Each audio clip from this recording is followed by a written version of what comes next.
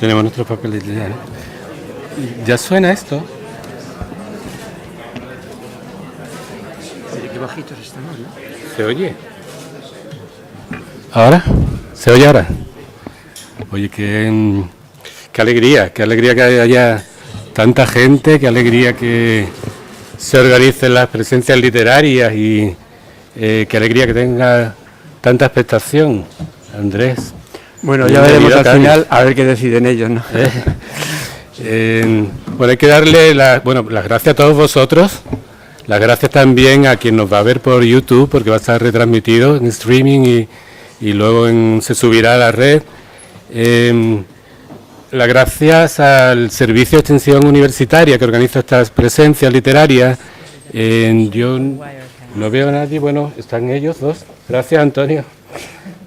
Y Juan y también, bueno, Salvador Catalán, que no está porque luego hay un concierto de jazz en Puerto Real y están allí tanto Marina, la vicerrectora, como Salvador, gracias a ellos. Andrés, ahora creo que se oye mejor, ¿no? Bueno, Andrés, bienvenido a Cádiz. Muchas gracias. Enhorabuena por el Premio Nacional de Ilustración. Ha sido un error, ¿no? ¿Se han equivocado? Se han equivocado, sí, se creían que era ilustrador y la verdad es que da pie a esa confusión, ¿no? Porque como son libros que tienen imágenes, pues piensan que son ilustraciones. También te puedes dar de pintura, también eres pintor. Bueno, no, yo no sé si hay que eso presentar... ya se han dado cuenta de que por ahí no puedo ir. No sé si hay que presentar a Andrés Rábago, El Roto y Ops.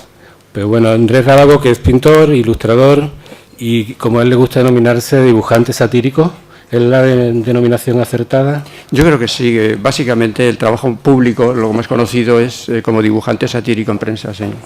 O viñetista lo llaman también, bueno, no sé. Andrés Rábago, que en los años 60 crea Ops. A finales, casi en los 70 ya. Sí, podríamos hablar de los 70, del 70-78 más o menos, es el periodo de vigencia de mayor intensidad de Ops. Y publica sus viñetas en aquel tiempo en Triunfo, en Hermano Lobo, y donde hay personajes silenciosos que resuman fantasma de la dictadura un poco. Sí, esa época es la época... De hecho, este libro me parece que se titula La Edad del Silencio, el libro que está por ahí de Ops. Y La Edad del Silencio fue el título de una película que hizo Gabriel Blanco sobre dibujos de Ops. Y bueno, fue una película bastante bonita, ganó un premio en el Festival de San Sebastián de cortos. Y en ese momento la censura era bastante estricta. Y para trabajar con libertad yo elegí un tipo de lenguaje que permitía el decir las cosas, pero que no fuesen fácilmente identificables por el sistema, ¿no? Por la dictadura, ¿no? Y por eso surgió ese tipo de trabajo silencioso que, en fin, yo creo que fue un trabajo hermoso.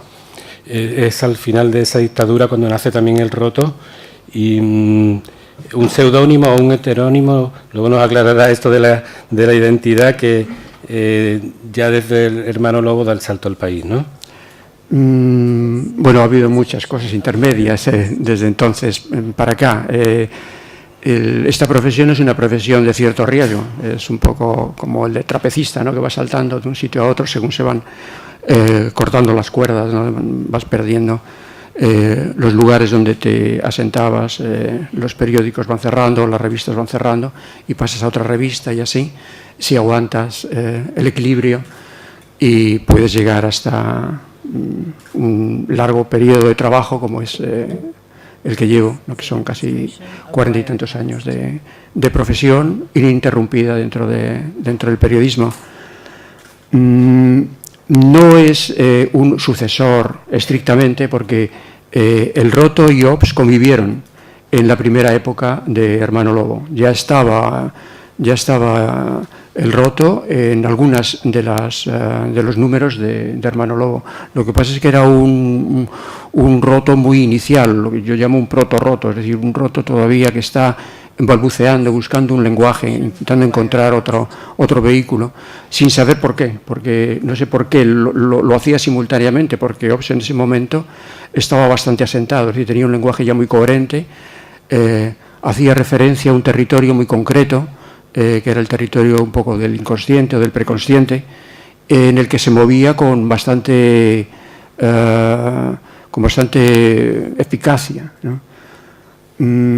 Pero había una especie como de línea subterránea que iba ahí, se iba produciendo, que yo creo que tuvo algo que ver con el conocimiento que tuve en aquellos momentos de las publicaciones de las revistas underground americanas. Yo creo que fue un poco ahí donde se inició ese nuevo personaje que fue el Roto. El director de Hermano Lobo, Chumi Chúmez, uno de los mejores dibujantes, probablemente el mejor dibujante español de los años 70 y que ha trabajado hasta los 90 con una calidad enorme, viajó por todo el mundo buscando un modelo de revista. No sé si me estoy extendiendo mucho. Sí, no, está bien. ¿No?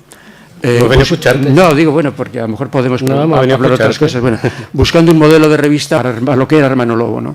Entonces le pagaron un viaje por todo el mundo buscando qué tipo de humor, qué tipo de revistas estaba haciendo entonces. Y trajo modelos de muchos lugares, ¿no?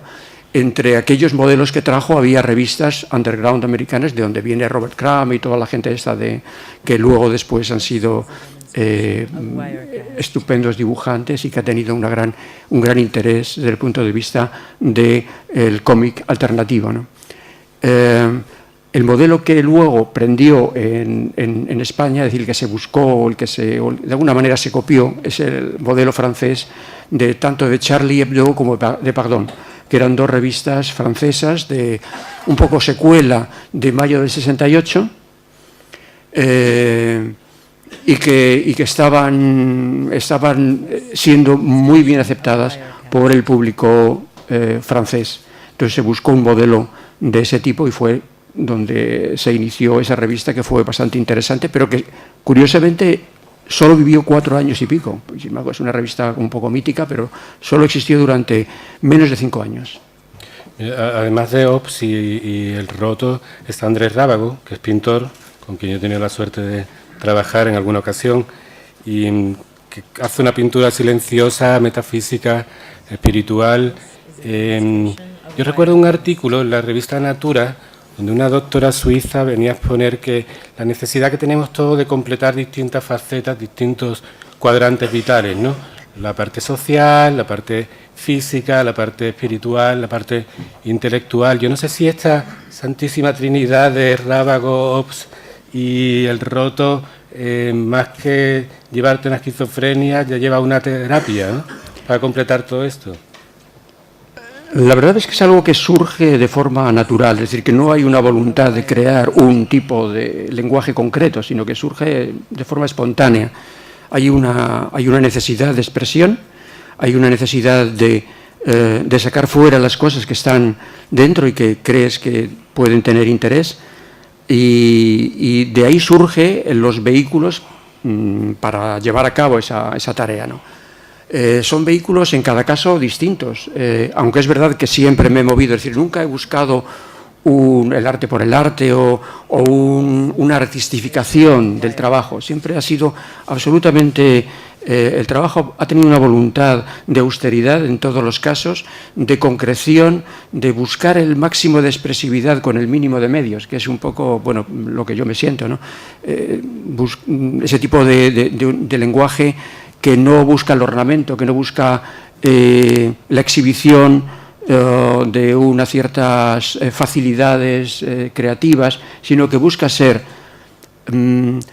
directo, comunicativo y que no exija como una especie como de conocimiento previo de la historia del arte ni de la historia del cómic o del dibujo, ¿no?, sino que se entienda por sí mismo, sea de una comunicación de persona a persona lo más directa posible y sin el mínimo de interferencias. Bueno, vamos a centrarnos en el Roto, y yo quería empezar preguntándote por algunos aspectos técnicos de tu trabajo. Cuéntanos un poco cómo nace el dibujo, de un aspecto gráfico, plástico, tipo de lápiz que utiliza el lápiz graso, utiliza el rotulador, hace bocetos, dibujos directos. Pues lo más sencillo posible. Hay que tener en cuenta que el trabajo diario es muy exigente. No puedes... esta es una historia un poco curiosa. Lógicamente, si miramos hacia atrás, hacia la larga tradición del dibujo satírico, te das cuenta de que cada época ha tenido un tipo de lector y un tipo de tiempo distinto. No es lo mismo la Inglaterra del 18, la Francia del 19 o la Europa del 20. Cada época ha tenido su lenguaje y ha tenido su tiempo de lectura y lógicamente su tipo de lector. Mientras que Hogarth se podía entretener haciendo toda una escenografía de una calle en la que estaban los borrachos, el cura o los presbíteros o las clases dominantes, los pobres y tal, y todo eso estaba dentro de una historia que la gente tenía tiempo para ver, que de hecho se exhibían en las calles londinenses y la gente paraba a verlas en las vitrinas de las librerías, que entonces era donde se vendían este tipo de cosas, en las librerías. Pues tenían tiempo para deleitarse en cada pormenor, en cada detalle. Hoy vivimos en un momento mucho más veloz, mucho más rápido. Ya en Daumier se nota, ya en Daumier y toda la gente alrededor de Assiette Aubert y todas las revistas de esa época, ya se nota que ya empezaba a existir un ritmo mayor, ¿no? Ya se estaba acercando la máquina de vapor, y no digamos ahora en la época en la que todo es velocísimo, ¿no? En la época de Internet o en la época de la prensa y de la radio, en la que los tiempos son cortos, el mensaje tiene que ser muy escueto y no puedes dar tiempo al lector para que se te distraiga y pase a otra cosa. Si tiene que entretenerse y mirar a ver qué significa eso, lo más probable es que pase la página y no se fije, ¿no? Entonces, sí que es verdad que hay una voluntad de que formalmente sean dibujos de interés. Una pena que no se haya podido hacer una pequeña exposición paralela para poder ver los originales, que son de tamaño un poquito grande, digamos que tienen cierta hermosura plástica, pero básicamente lo que se busca es la rapidez en la comunicación. Y eso exige los medios técnicos de los que me preguntaban, no me he perdido en la pregunta. Los medios técnicos son muy sencillos también. Lógicamente, es papel y lápiz, lo primero. Voy a hacer un pequeño inciso y una pequeña broma. Un dibujo próximo que saldrá próximamente, que toca estos asuntos de Internet, que dice un tipo que dice: yo escribo a lápiz porque los textos en el ordenador se los lleva un clic, ¿no? Bueno, quiero decir que me siguen gustando los medios más sencillos, es decir, el lápiz, una cartulina, un lápiz, y luego, pues bien, rotuladores, a ser posible, de tinta indeleble, que no se te vaya con la luz, o bien un guache o lápiz de color.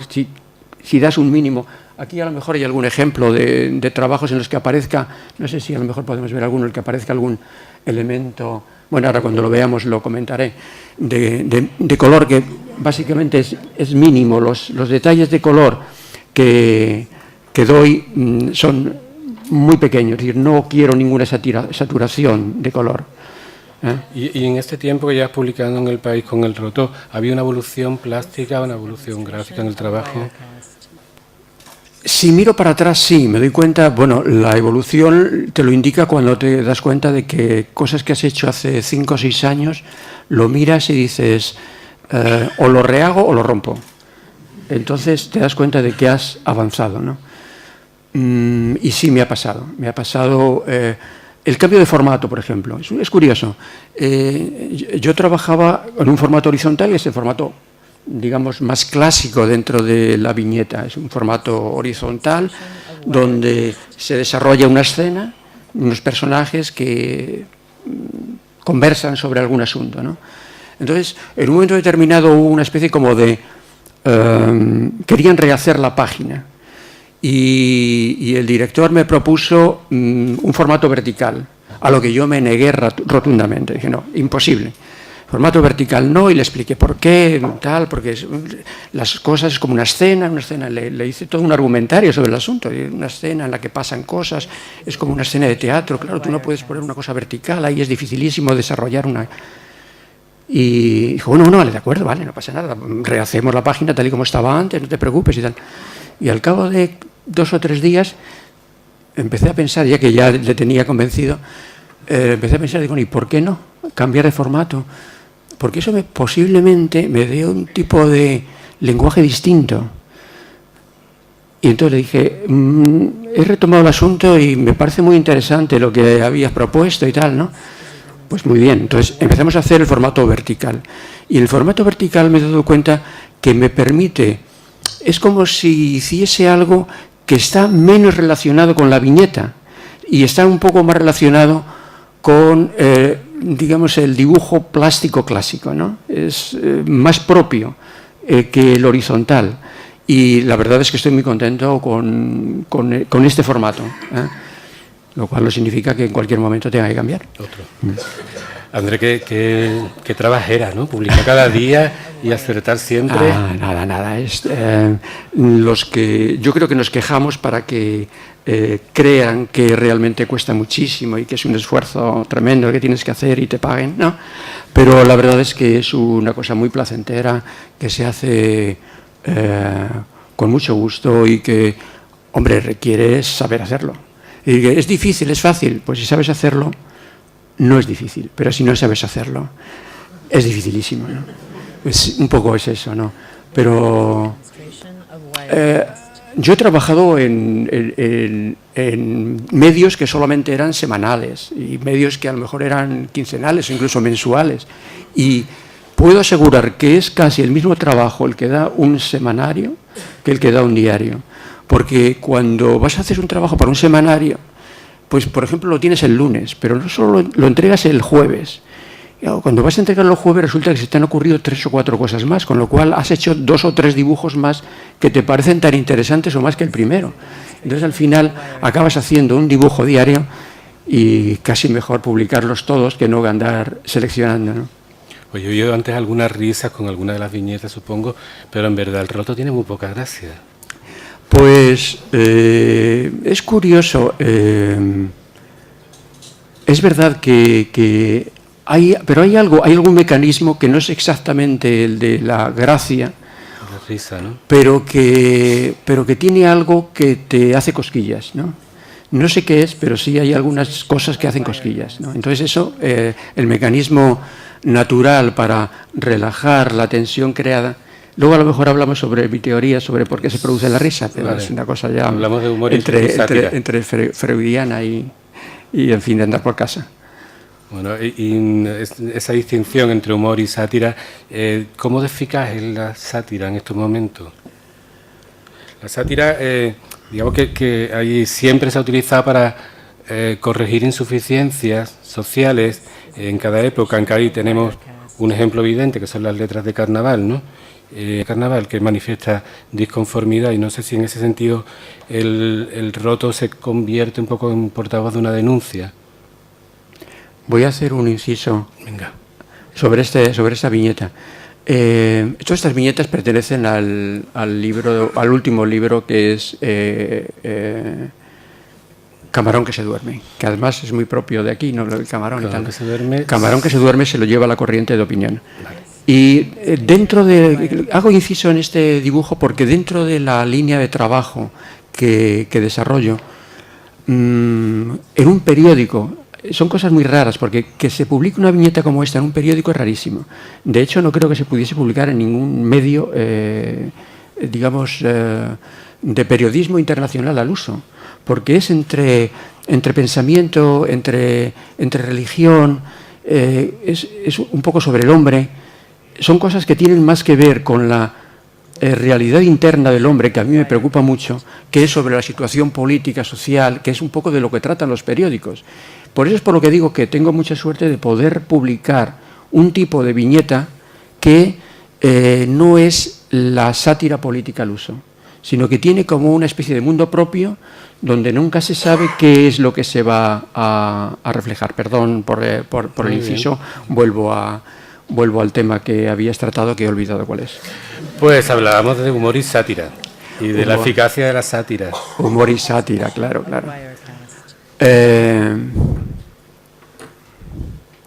digamos que el humor está destinado a que se rían. La sátira es más mover conciencia, ¿hay algo más ético? No lo sé, yo creo que la sátira puede tener un componente humorístico, pero no es imprescindible, ¿no? Mientras que el humor tiene que tener un componente humorístico, obviamente, ¿no? La sátira tiene muchos contenidos distintos, ¿no? Puede tener distintos ingredientes, ¿no? El humor tiene una intencionalidad que es claramente la de buscar ese contenido. Bueno, yo creo que nadie ha sabido definir lo que es el humor, pero en fin, ese contenido, digamos, un poco, pues no sabría qué decir. Vayamos a la sátira, que lo conozco mejor. La sátira puede tener un contenido humorístico, puede tener un contenido político, puede tener un contenido meramente sarcástico, de irritación, puede ser incluso agresivo. En fin, cada dibujante tiene su propio lenguaje y tiene sus propios mecanismos. Yo busco, básicamente lo que yo busco es la reflexión. Por lo tanto, la sátira tiene que tener un contenido, primero, que dirija la atención o la mirada sobre ángulos no previstos, y ese es el punto en el que puede tener relación con el humor. Ese es el punto que yo creo que tiene relación con el humor. Esa sorpresa que produce la relación de algo que aparentemente no está relacionado, esa sorpresa es lo que produce realmente el contenido, podríamos llamar en ese caso humorístico, ¿no?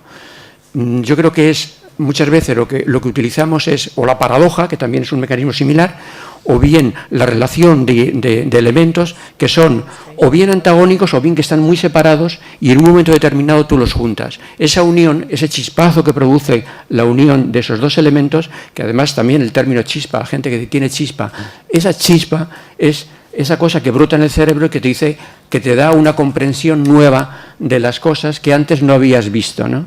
Eso es un poquito los mecanismos básicos de la sátira. Tiene muchos más y son mucho más complejos, pero esos son los más sencillos.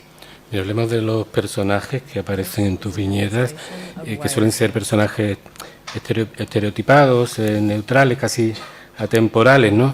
No sé si de alguna manera casi faltos de actualidad, pero sí llenos de trascendencia en el tiempo. No sé si eso pone un poco de manifiesto que te interesa más lo colectivo que lo individual, lo particular, lo nominal.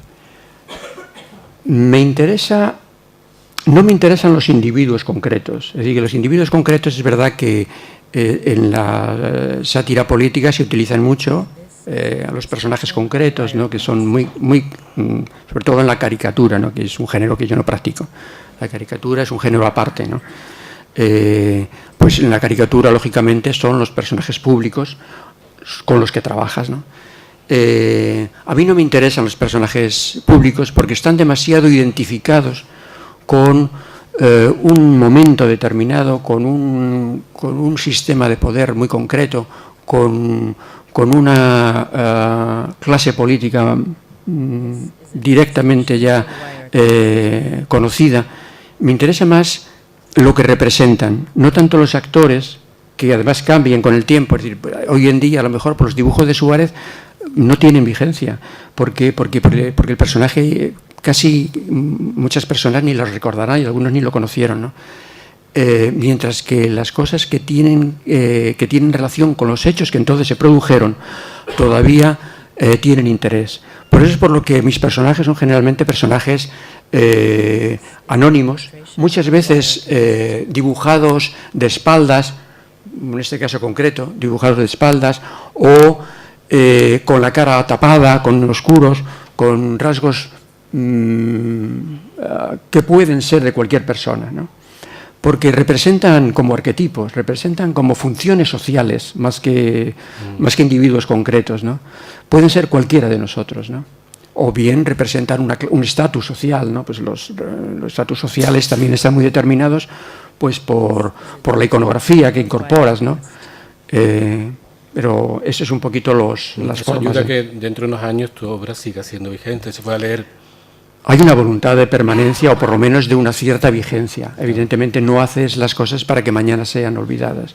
Hay una voluntad de que representen una época y que por lo tanto puedan ser leídos en otro momento como representativos de esa forma de pensar o de ese tipo de existencia que se daba entonces, ¿no?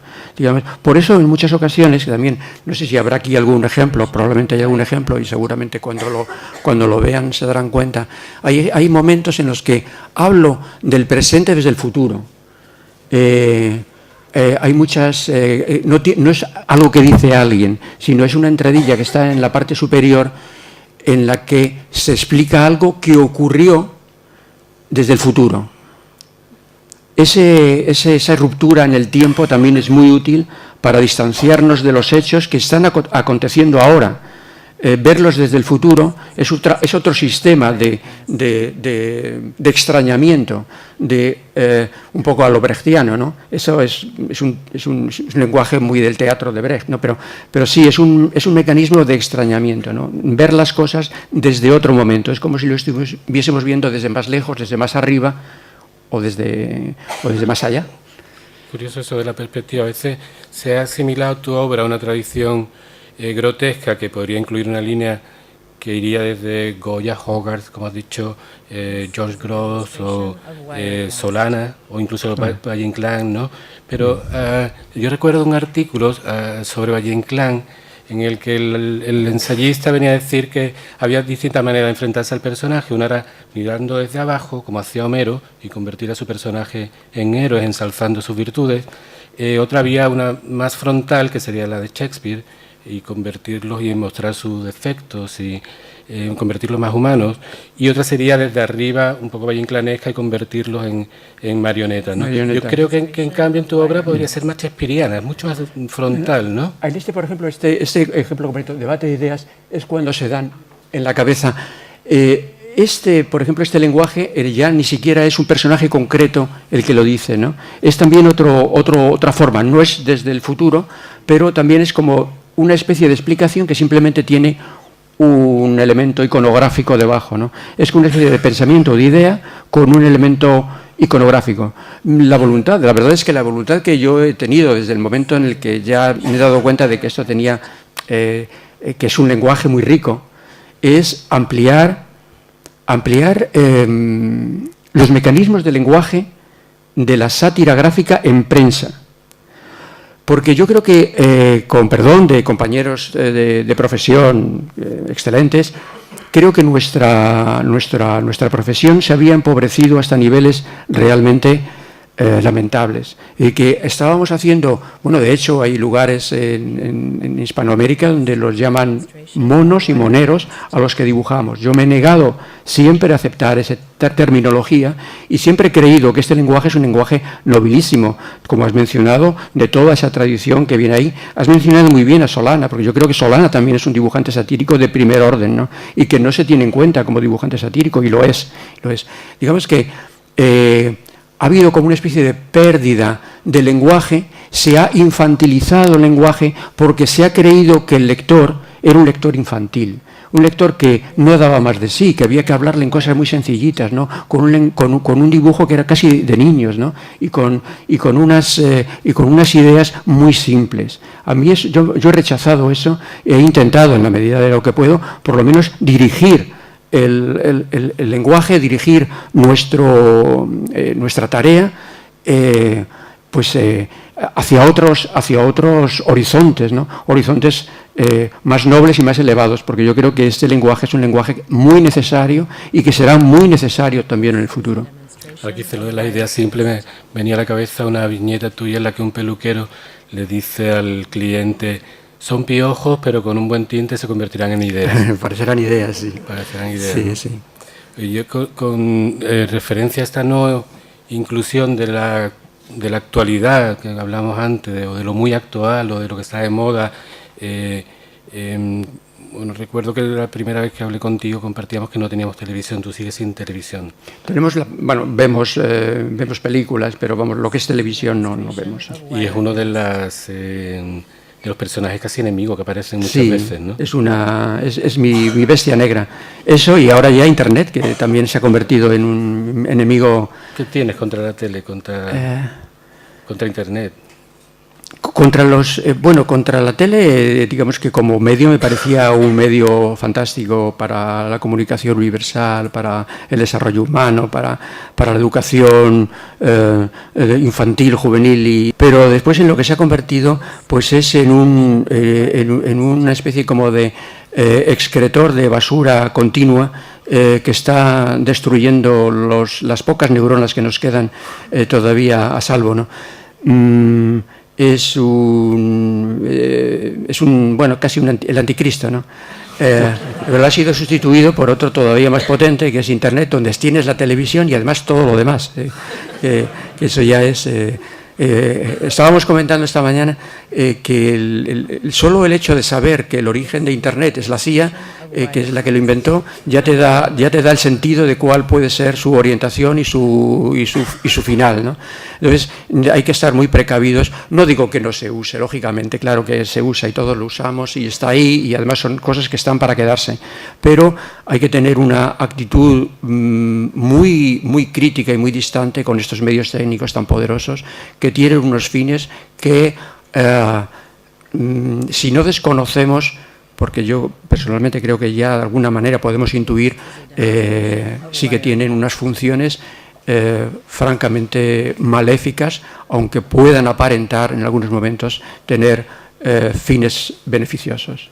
Hay una viñeta tuya que dice: a los hombres se les clona muy fácilmente por televisión.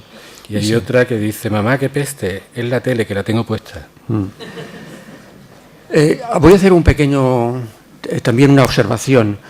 Es verdad que que las frases pues son más o menos ingeniosas y pueden tener, en fin, pero sin el dibujo, sin el apoyo del dibujo, se quedan en muy poco. Y es un poco, hay que reconocer que hay un cierto truco.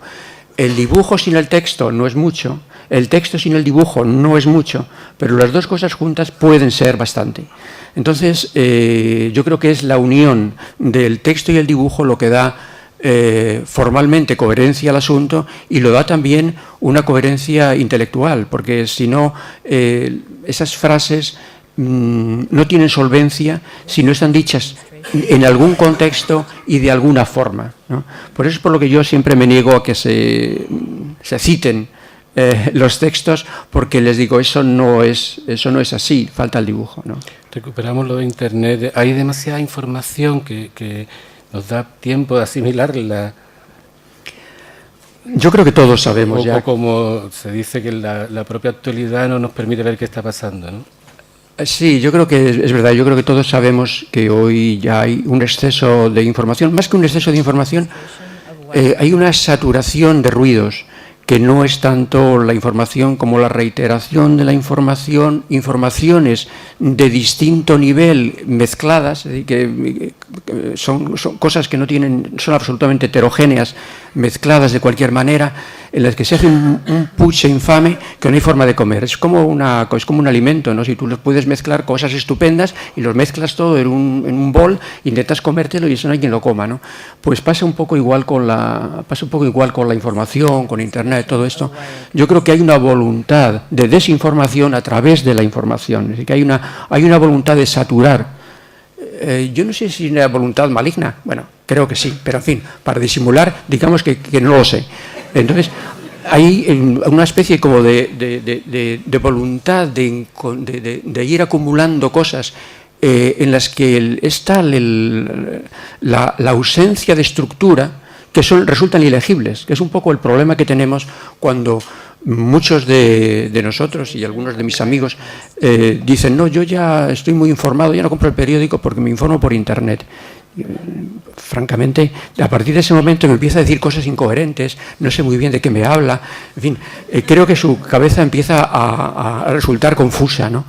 Y es que la estructura es básica. Me da lo mismo en que el medio que lo hagan, pero que sea una estructura coherente, es decir, que no esté mezclado el fútbol con la comida, con la televisión, con la catástrofe, con la guerra de Irak, que cada cosa esté en su lugar, que puedas, porque la mente es muy receptiva, pero necesita una estructura. Sin estructura no hay capacidad humana de absorber todo eso. Lo que se forma es un caos mental, ¿no? Y yo creo que todos estamos un poco metidos en ese caos mental. Por eso, personalmente, soy partidario de una cierta ascesis, de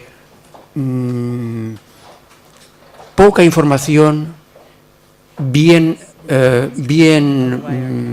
dada, porque para algo están los profesionales, para algo estudian periodismo los periodistas, por algo están los profesionales. Luego te das cuenta de que tampoco saben mucho, pero cuando al menos la teoría está ahí, ¿no? Bueno, los directores, que luego se confunden y sacan fotos que no son, en fin, todo ese tipo de cosas, pero para algo están, ¿no? Para saber distinguir una cosa de la otra, para poder estructurar la información, evidentemente no para manipular la opinión, sino para dar una estructura formal a aquello que estás intentando transmitir, porque si no, no hay manera. No habla de actualidad, pero sí habla de la situación actual. ¿Qué culpa tenemos todos de cómo hemos alimentado entre todos al monstruo? A mí la palabra culpa me recuerda a mi infancia religiosa. Sí, pseudo religiosa. Cuando todo era culpabilidad y tal, ¿no? Prefiero la palabra error, ¿no? ¿Qué errores estamos cometiendo para que estén las cosas como están? Y yo creo que es verdad que siempre intentamos que la culpa o la carga o el error sea de otros. Pero cuando empiezas a analizar un poco más en detenimiento, con más detenimiento, lo que cada uno de nosotros hacemos, cosa que por supuesto ni nos atrevemos a mirar, te das cuenta de que en tu pequeña territorio, que desde mi punto de vista, y eso es algo que me podría a lo mejor interesar que conversásemos sobre ese asunto, también cometemos errores, por decirlo de alguna manera suave, ¿no? Somos responsables, es decir, la responsabilidad no es, como se nos ha querido decir, bueno, un poco llevándonos a un terreno un poco infantil, es decir, reconduciéndonos hacia una cierta infancia en el que todas las culpas estaban en la sociedad, en algo ajeno a nosotros, que la culpa es de la sociedad, ¿no? Incluso las cosas que evidentemente ha cometido un individuo concreto, culpas sociales, y darnos cuenta de que nosotros somos muy responsables del terreno que nos es propio, que es nuestro propio nuestro mundo personal, el reino de cada uno de nosotros. Yo sostengo que cada uno de nosotros tenemos un mundo propio en el que somos dueños y señores. Lo que pasa es que no nos lo creemos y actuamos como esclavos, los esclavos voluntarios de los que hablaba el filósofo del 15, que no me acuerdo cómo se llamaba, Dietrio, no me acuerdo cómo se llama. Bueno, en el que somos esclavos voluntarios. Pero si en vez de ser esclavos voluntarios asumimos el papel de señores de ese reino, a partir de ese momento te das cuenta de que tienes mucho más poder del que creías, pero tienes que creer en ello. En ese sentido, el que te comentaba de la perspectiva frontal del roto, que casi es poner un espejo a quien ve la viñeta, ¿no? Al lector. El mostrar las carencias de cada uno, mostrar los errores que tú dices, ¿no? Porque en verdad el roto, que tiene una apariencia silenciosa, es como otra manera de gritar. Hay algo de grito. Yo no sé si eso fue lo que quisieron recoger los del movimiento 15M cuando utilizaron tu lema un poco como estandarte. Ahí me estoy recordando ahora una viñeta que a mí me gusta mucho, es una viñeta antigua, en el que había un personaje de un pobre con la boca abierta gritando, ¿no? Y decía, el texto decía, es difícil, curiosamente luego cuando intentas recordar los textos concretos, porque están muy trabajados los textos, aunque parece que son sencillos, están muy trabajados, y luego cuando intentas recordar las palabras concretas no siempre lo consigues, pero era algo así como pobre mostrando sus caries en señal de protesta. Era un dibujo sin palabras, pero que gritaba, ¿no? Y era un individuo que no se le oía ningún grito, pero solamente la boca abierta con las caries ya era un grito, ¿no? Esa era un poquito la forma de gritar del Roto. Es una forma de gritar silenciosa. Esa forma indignada, que es la que te comentaba que recuperan los del 15M. Ya sé que no te gustan las citas, pero bueno, el lema decía: los jóvenes salieron a la calle y súbitamente todos los partidos envejecieron, ¿no? Sí, ese yo creo que fue un resumen en realidad esa viñeta es una viñeta muy curiosa, porque surgió así, como a veces surgen las viñetas en las que ni siquiera tienes que trabajar, sino que te surgen así, ¿no? Que era lo que estaba pasando. Cuando los jóvenes salieron, si es una descripción de un hecho, no es nada ingenioso, es la descripción de un hecho. Cuando los jóvenes salieron a la calle, los partidos políticos envejecieron y no han conseguido rejuvenecer hasta el momento. Claro, y están más viejos. Efectivamente, ¿no? Te das cuenta de que la gente, no sé, tengo la sensación, a lo mejor es una sensación, pero me da la sensación de que la gente está deseando que surja un partido más joven que los que conocemos, ¿no? Que están muy envejecidos. Porque una cura, digamos que les hagan un lifting, no va a servir. ¿Ha seguido la evolución de ese movimiento del 15M? La verdad es que no, porque yo solo me muevo en mi estudio. Es decir, que y no es muy grande. Quiere decir que pues puedo ir de la mesa de dibujo a la mesa de pintar, ¿no? O sea, al caballete. Pues voy y vengo, ¿no? Voy y vengo. Pero tampoco me muevo mucho más, ¿no? Entonces no sé lo que están haciendo. Supongo que estarán haciendo cosas porque los jóvenes no son estúpidos y seguro que en cualquier momento hay una cosa muy curiosa. Hay personas que están muy desesperadas porque dicen que no pasa nada. Es que los hechos, la historia sorprende. De repente pasa algo. El otro día hice una viñeta que hacía referencia a eso. Era una viñeta muy sencilla. Es probablemente de las más sencillas que he dibujado. Se veía una cerilla y decía: si encuentro una mecha haré historia. La cerilla está ahí, falta la mecha, pero si aparece la mecha, esto va a dar un vuelco. Porque aunque el Roto parezca desesperanzado, hay salvación, claro. El Roto no es desesperanzado. Yo creo que el Roto es optimista. Lo que pasa es que, bueno, primero, la sátira tiene digamos unas normas, o sea, se trabaja en un territorio concreto, no es el territorio en el que estás buscando lo que está mal, no lo que está bien, ¿no? Seguro que hay muchas cosas que están bien y cosas muy bonitas, pero eso no se dirige a elementos muy concretos, que es la búsqueda pues de aquello que se puede o que debe ser modificado, ¿no? Y esa es un poco la función de la sátira, ¿no? Pero siempre intento, cada cierto tiempo, dar un mensaje de esperanza o dar una idea de esperanza más que un mensaje. No me gusta la palabra mensaje, una idea de esperanza, porque la hay. Por ejemplo, el libro de Viñetas para una crisis, que es un libro que la verdad es que es un poco una sucesión de desastres, al final dice algo así como oscurece, luego amanecerá, ¿no? Digamos que siempre hay una visión esperanzada, una posibilidad de que las cosas cambien, como de hecho estoy seguro de que es así. Yo he citado el libro Viñetas para una crisis, ahora tienes Camarón que se duerme, estás preparando más libros. Bueno, no sé si leí que estabas preparando uno sobre educación y sanidad.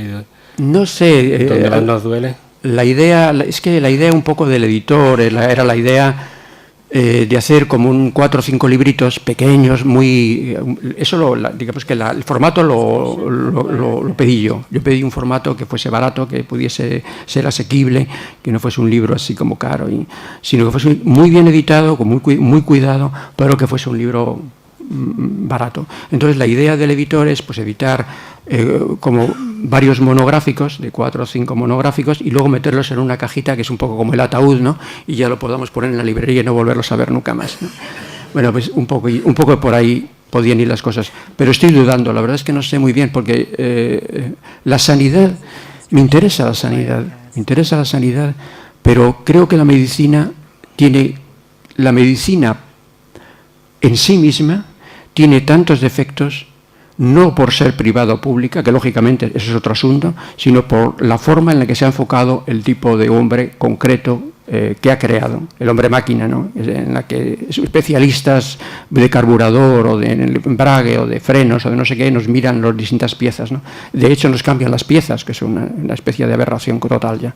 Entonces yo tengo dudas sobre ese asunto, tengo dudas sobre la medicina y no quisiera que se confundiese el asunto sobre la dirección equivocada que creo yo que está llevando la medicina con esta cosa que es mucho más concreta y evidentemente de una gran implicación social, que es la medicina pública y la medicina privada. Evidentemente la elección es clara, ¿no? La medicina pública siempre, y lo que se está haciendo es un auténtico robo de lo que ha sido creado por instituciones públicas y con dinero público hacia manos privadas. Eso está clarísimo, ¿no? Pero está dudando entre eso la educación, que también es un tema importante, o ya ir directamente a lo que creo que nos estamos acercando antes de que pase, que es el apocalipsis. A pesar de que hayan fallado los mayas. Claro, entonces no sé si darme un poco más prisa, sacar el apocalipsis primero, antes de los otros, antes de que pasen. Oye, antes de pasar a las preguntas, nos han enviado varias por correo. Esto es como la radio, ¿no? Sí, nos han enviado por correo preguntas. Dos que envía Fernando Belver. Y dice, pregúntale a Andrés si cree en el pasado y cuál cree que es el papel de la pintura en el arte actual. Bueno, Belver es un amigo común, un excelente grabador y pintor al que queremos mucho. Y bueno, la pintura es un vehículo que ha acreditado su capacidad de atravesar el tiempo de forma ya perfectamente establecida, ¿no?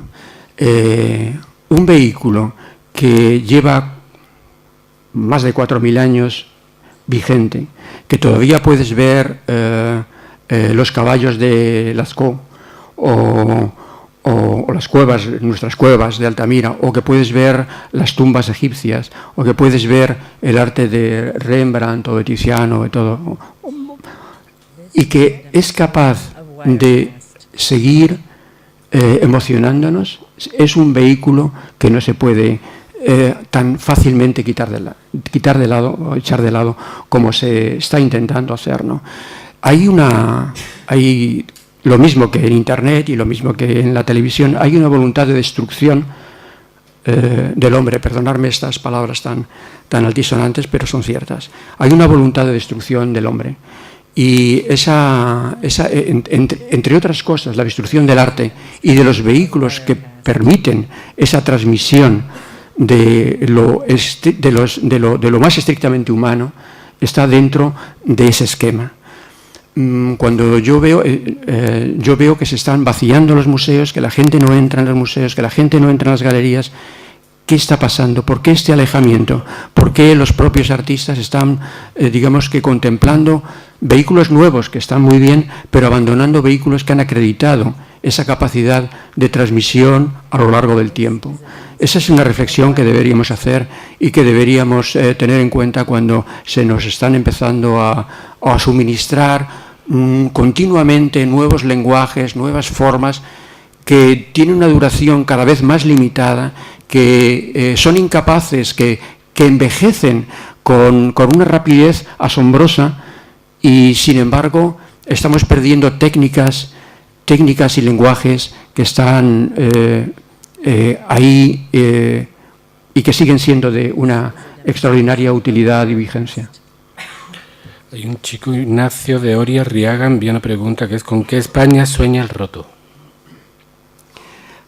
Bueno, quizás respondiendo a eso podía parafrasear una viñeta del Roto en la que un niño, una abuela y un niño, la abuela le pregunta: ¿pero tú no sientes orgullo de ser español?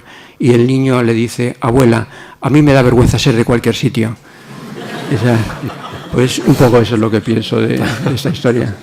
Yo creo que somos universales. Bueno, es verdad que a mí me gusta el país, me gusta España, y en fin, pero si fuese francés seguro que me gustaba Francia, y si fuese italiano estaría entusiasmado con Italia, ¿no?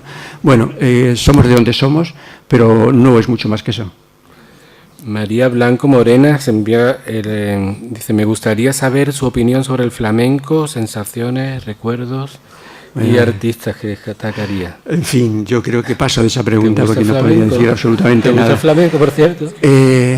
Pues no tengo, yo soy mesetario, ¿qué voy a decir? Si es que todo lo más que hemos llegado en la zona donde yo pasaba la infancia era al pito y el tambor, entonces ahí lo del flamenco nos suena muy raro, ¿no?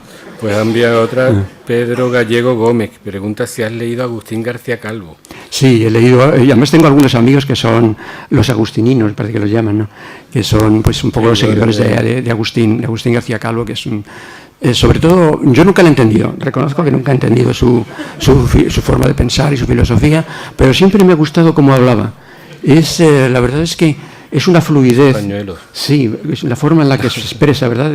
Esa naturalidad con la que se expresa me produce arrobo, ¿no? Luego, pero por mi incapacidad propia, no llego a comprender mucho más.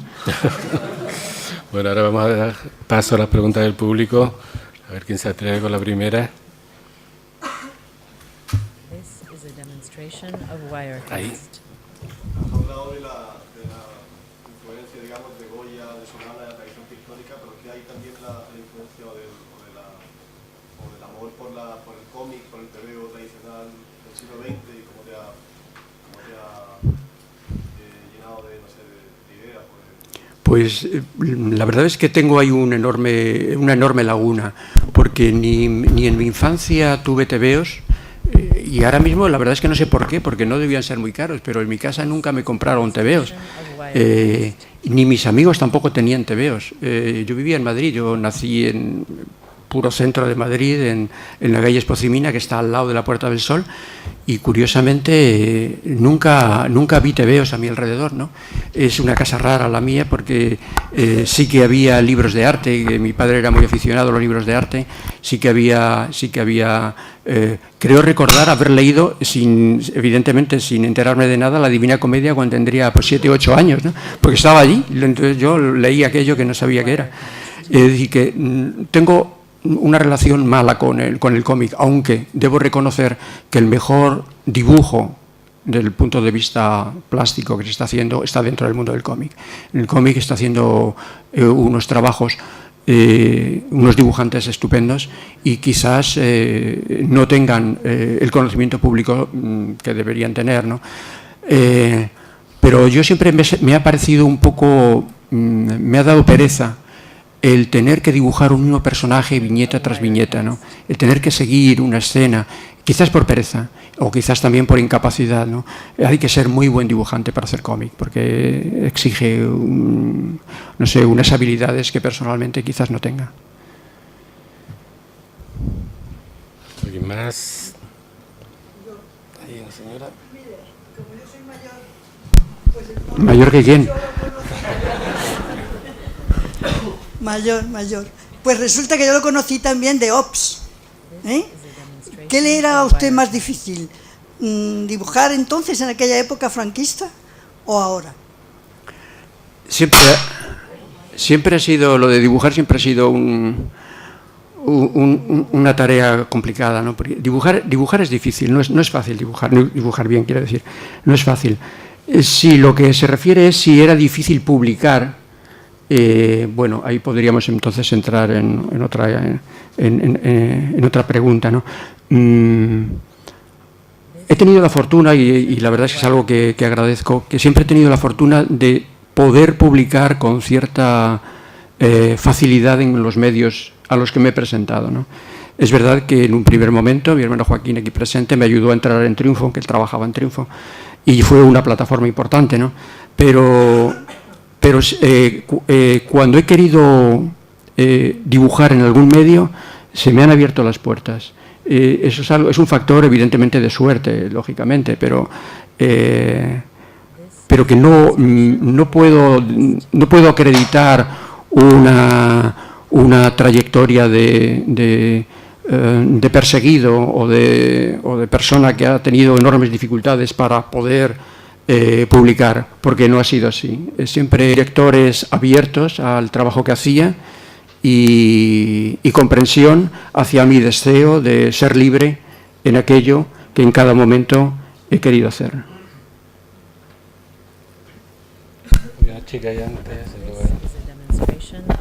Sí. ¿Cree que el periodismo tiene un exceso de licenciados en periodismo? Pues eso quizás deberían opinar los periodistas. Yo no soy periodista. Yo creo que es verdad que más que hay un exceso de periodistas, lo que hay es los medios se están hundiendo, ¿no? Y hay pocos lugares donde puedan entrar a ejercer el periodismo. Pero el periodismo es muy necesario y necesitamos buenos periodistas. No muchos, pero sí buenos. Ha comentado que tiene aversión a la televisión y que tiene un cuarto pequeñito donde se mueve de la mesa. La radio sí es medio por el que usted pueda llegar al final a inspirarse, claro, a hacer todas sus viñetas de la vida actual. Yo confieso que el medio con el que trabajo es la prensa, y que a mí lo que me gusta es uno de los placeres del día, ¿no? Leer la prensa por la mañana. Me levanto pronto y lo primero que hago es bajar a comprar el periódico, que además desde mi casa veo el kiosco y veo cuando abre, ¿no? Que además es un kiosco que abre a las 6:30 de la mañana, con lo cual a las 7:15 bajo y compro el periódico, ¿no? Y uno de los placeres de la mañana es la lectura detenida del periódico, de los periódicos. Generalmente suelo comprar mi periódico, lógicamente, porque además es el periódico que más me gusta, pero también suelo comprar un periódico alterno, generalmente los fines de semana o cuando vienen los culturales que me gustan. En fin, procuro tener también algunos medios y luego también la prensa un poco internacional, pues no sé, algunas revistas internacionales, más que por la lectura de los hechos, porque me gustan las fotografías, ¿no? Fotografías que siempre inspiran. Una de las formas un poco a veces de inspiración, y eso también no lo hemos comentado, pero a veces es simplemente mirar fijamente una foto, que es una especie es un mecanismo. Miras fijamente una foto de alguien concreto y escuchas, ¿no? Escuchas a ver qué está diciendo ese tipo que está ahí, no en primera fila, no es el tío al que le han sacado la foto, sino otro que estaba detrás, por casualidad que estaba ahí, ¿no? Y escuchas qué está diciendo. Generalmente está maldiciendo al que está delante. Entonces, bueno, pues tú tomas nota y lo escribes, ¿no? Y dices, y es muy interesante ese tipo de observación de la imagen, porque la imagen tiene mucha información. De hecho, aunque sea una fotografía, hay un sonido, y si miras con atención puedes oír, y eso que oyes es lo que transcribes.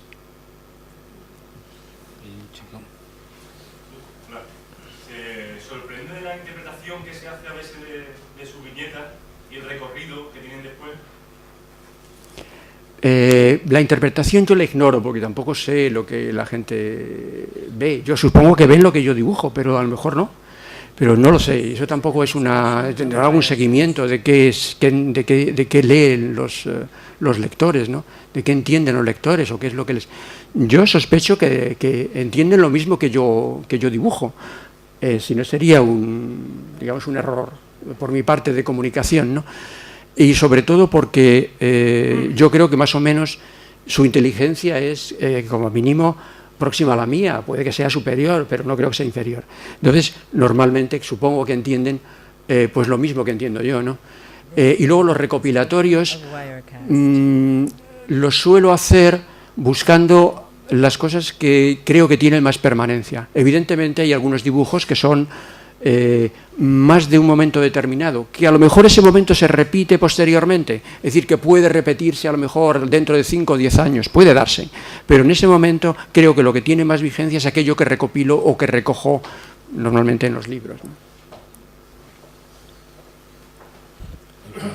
¿Usted cree que la prensa tiene realmente interés en informar o la prensa tiene realmente interés en crear una opinión y llevarnos hacia otra cosa? Y si fuera así, la segunda, ¿cómo se siente usted dentro de ese medio? Yo soy lector de periódicos, ya lo he dicho. Lo que pasa es que también hay que saber leer. La información que puede estar en algún momento manipulada es una información que también me interesa. Me interesa cuál es la manipulación, hacia dónde nos quieren llevar. Eso también es información, pero hay que saber qué estás leyendo. No puedes leer como si estuvieses leyendo la Biblia. Bueno, la Biblia tampoco se puede leer así, pero en fin, quiero decir, no puedes leer e creer que lo que estás leyendo es estrictamente la verdad revelada, ¿no? Sabes que hay intereses, pero esos intereses también te pueden interesar, ¿no? Y una lectura inteligente es aquella en la que sabe distinguir hacia dónde te quieren llevar y hacia dónde tú quieres ir, porque en esos dos puntos, entre esos dos puntos puede haber una conexión que en algún momento te pueda ser útil, ¿no? Para tu propia vida diaria, ¿no? Yo soy partidario de los medios más fríos. Sé que los medios calientes como la radio, que bueno, creo que también tiene un gran interés, ¿no? La televisión ya he dicho que no, pero también tienen una voluntad informativa y un interés informativo para lugares a donde no llega a lo mejor la prensa, ¿no? Siempre que sea posible, yo prefiero leer en papel, porque en papel se lee bien, porque en papel las ideas se quedan mejor, porque cuando yo intento leer en Internet no consigo interesarme por lo que estoy leyendo. Lo único que leo son las entradillas, son los encabezamientos de las noticias, pero no sigo más allá. Y eso me empobrece.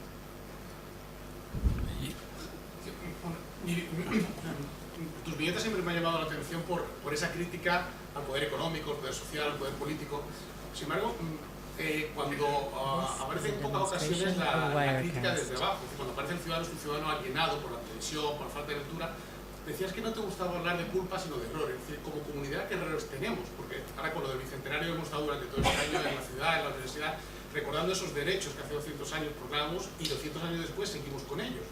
Como comunidad, ¿en qué fallamos? ¿O es que realmente nuestros dirigentes son una réplica perfecta, una reproducción perfecta de cómo somos como grupo, como sociedad? Es posible que haya algo de verdad en eso que apunta, que sí que sean reflejo de lo que somos.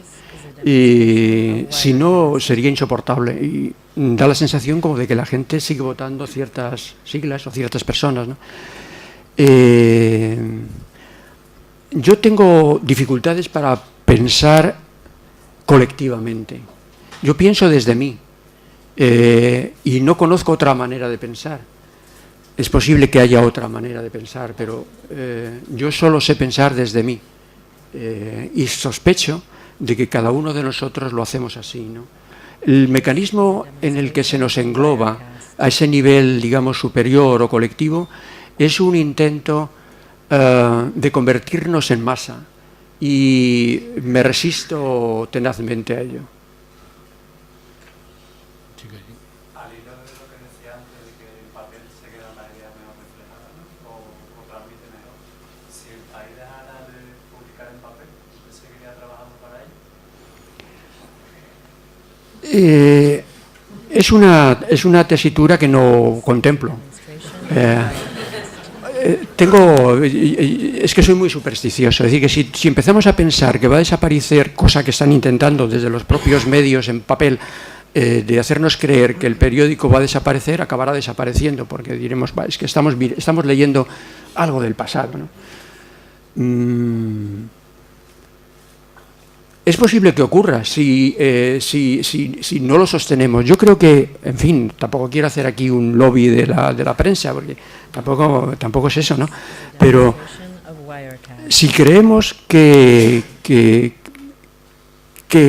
la pérdida de papel no significa nada, lo perderemos. Y yo creo que la pérdida de papel será un empobrecimiento general de la sociedad. Porque hay un hecho que yo subrayo y que me parece que es muy sustancial a todo esto.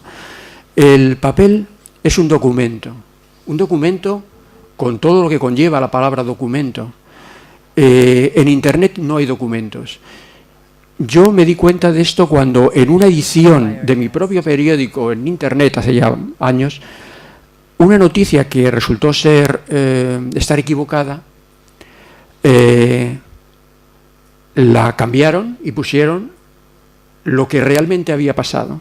Si es que es verdad que había pasado eso. Digamos que asumamos que es cierto que ese cambio se había producido porque había una nueva información que modificaba los hechos anteriores. Pero eso significa que lo que previamente se había dicho ya no existía. A partir de ese momento me di cuenta de que no había ningún testimonio real para afirmar que algo que se decía en un periódico digital no pudiese ser modificado posteriormente y que es dificilísimo, digamos, tener documentos que lo acrediten. Es verdad que puedes meterlo en un CD, guardarlo en un pendrive o no sé qué, pero todo eso no me sirve de nada, porque la capacidad de manipulación en un medio como tan volátil como Internet es infinitamente mayor que en un medio en el que queda escrito lo que tú dices. Y ahí está, ¿no? Como se suele decir, vete a, ¿cómo se llaman? ¿Dónde se guardan los periódicos? Vete a la hemeroteca, ¿no? En la hemeroteca, ahí está guardado todo, ¿no? En Internet...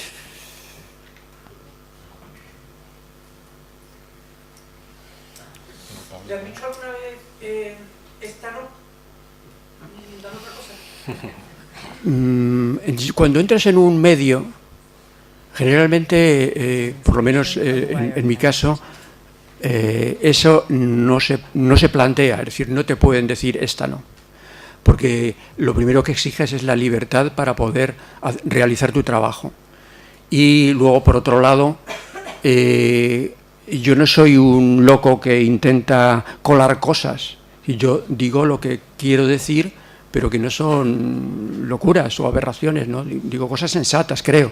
Entonces, la verdad es que no podría decir, quizás en una o dos ocasiones podría decir, bueno, este dibujo a lo mejor no es adecuado, y entonces yo puedo decidir si sí o si no, pero a lo largo de 40 y tantos años, quizás una o dos ocasiones, y creo que además en ambas ocasiones tenían razón en su visión, porque yo también comprendo que el director o el medio es responsable de lo que sale, y a lo mejor en algún momento pueden tener dudas, ¿no?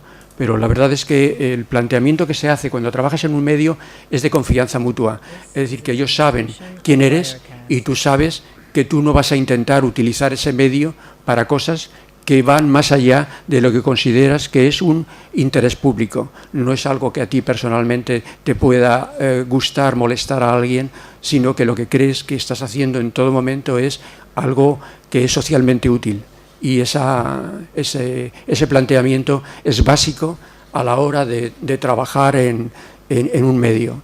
No vas a decir burradas, sino que vas a decir cosas que tengan una utilidad. Una pregunta más. Bueno, pues...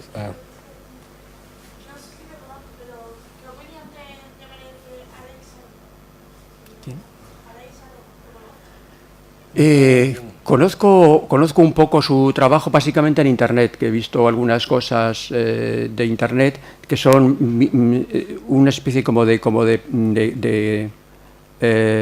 pequeñas historietas digitales, ¿no?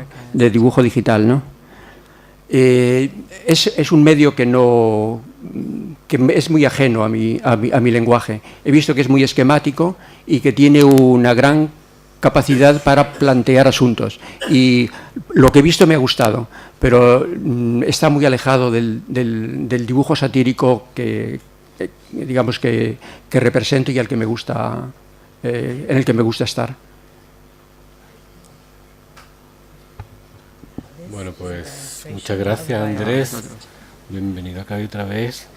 ¿Te quedas unos días? Sí, estaremos aquí un poquito. Y muchas gracias a todos vosotros. Hasta la próxima presencia.